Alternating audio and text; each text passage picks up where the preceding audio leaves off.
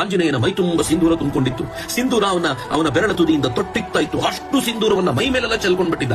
ಅವನಿಗೆ ತನ್ನ ಸೌಂದರ್ಯದ ಪರಿವೆಯೂ ಇರಲಿಲ್ಲ. ಹಾಗೆ ನಡ್ಕೊಂಡ್ ಬರ್ಬೇಕಾದಾಗ ಎಲ್ಲರೂ ಮೊದಲು ಆಂಜನೇಯನನ್ನ ಗುರುತಿಸ್ಲಿಕ್ಕಾಗಲಿಲ್ಲ. ಕೊನೆ ಗುರುತಿಸಿ ಜೋರಾಗಿ ನಗ್ಲಿಕ್ಕೆ ಶುರು ಮಾಡಿದ್ರು. ಅನಂತರ ಆಂಜನೇಯನನ್ನ ಕೇಳಲಾಯ್ತು, ಆಂಜನೇಯ ಏನನ್ನಂತ ಗೊತ್ತಾ, ಒಂದು ಹನಿ ಸಿಂಧೂರ ಇಟ್ಕೊಂಡಿದ್ದಕ್ಕೆ ರಾಮ ಸೀತೆಯೊಂದಿಗೆ ಯಾವಾಗ ಬೇಕಿದ್ರು ಏಕಾಂತಲ್ಲಿ ಇರಬಹುದು ಅಂತ ಆದ್ರೆ, ನಾನ್ ನೋಡಿ ಈಗ ಮೈ ತುಂಬಾ ಸಿಂಧೂರವನ್ನು ಬಳಕೊಂಡಿದ್ದೀನಿ, ನನ್ ಜೊತೆ ರಾಮ ಯಾವಾಗ್ಲೂ ಇರಬಹುದಾ ಇನ್ಮೇಲೆ ಅಂತ ಬಹಳ ಭಾವುಕನಾಗಿ ತುಂಬಾ ಇನ್ನೋಸೆಂಟ್ ಆಗಿ ಪ್ರಶ್ನೆ ಮಾಡಿದ್ರೆ ಎಲ್ಲರ ನಗು ಜೋರಾಯ್ತು. ಇದನ್ನು ಕೇಳಿ ಆದ್ರೆ ಭರತನ ಕಣ್ಣಲ್ಲಿ ನೀರು ಬರ್ತಿತ್ತಂತೆ. ಯಾಕೆ ಅಂತ ಶತ್ರುಘ್ನ ಕೇಳ್ತಾನೆ, ಯಾಕಣ್ಣ ಅಳ್ತಿದ್ಯಾ ಅಂತಂದ್ರೆ ಭರತ ಹೇಳ್ತಾನೆ, ನೋಡು ಅವನು ರಾಮನ ಭಕ್ತಿ, ಒಂದು ಹನಿ ಸಿಂಧೂರ ಇಟ್ಕೊಂಡಿದ್ದಕ್ಕೆ ಅವನ ಜೊತೆ ಏಕಾಂತ ಇರಬಹುದು ಅಂತ ಸೀತೆಯೊಂದಿಗೆ ಅವನು ಭಾವಿಸೋದಾದ್ರೆ, ರಾಮ ಸೀತೆಯರ ಏಕಾಂತದ ಕುರಿತಂತೆ ತನಗಾಗಿ ಎಂತ ಭಕ್ತಿ ಭಾವವನ್ನು ತುಂಬಿಕೊಂಡು ಮೈ ತುಂಬಾ ಸಿಂಧೂರವನ್ನು ಬಳಕೊಂಡು ಬಂದ್ಬಿಟ್ಟಿದ್ದಾನಲ್ಲ ಅಂತ. ಈಗಲೂ ಕೂಡ ಆಂಜನೇಯನಿಗೆ ಮೈ ತುಂಬಾ ಸಿಂಧೂರ ಬಳಿತಾರೆ. ಯಾಕೆ ಅಂತಂದ್ರೆ ರಾಮ ಮತ್ತು ಅವನು ಏಕಾಂತದಲ್ಲಿ ಸದಾ ಇರಲಿ ಅನ್ನೋ ಕಾರಣಕ್ಕೆ. ನಾವು ಹಣೆಗೆ ಈ ಕುಂಕುಮವನ್ನು ಇಟ್ಕೊಳ್ತೀವಿ, ಸಿಂಧೂರವನ್ನು ಇಟ್ಕೊಳ್ತೀವಿ. ಯಾಕೆ ಗೊತ್ತೇನು, ಅದು ಸೈನ್ಸ್ ಎಲ್ಲ ಪಕ್ಕಕ್ಕಿಟ್ಟು ನೀವು ಭಾವುಕವಾಗಿ ನೋಡೋದಾದ್ರೆ ಸದಾಕಾಲ ಭಗವಂತನೊಂದಿಗೆ ಏಕಾಂತದಲ್ಲಿ ಯಾವಾಗ್ಲೂ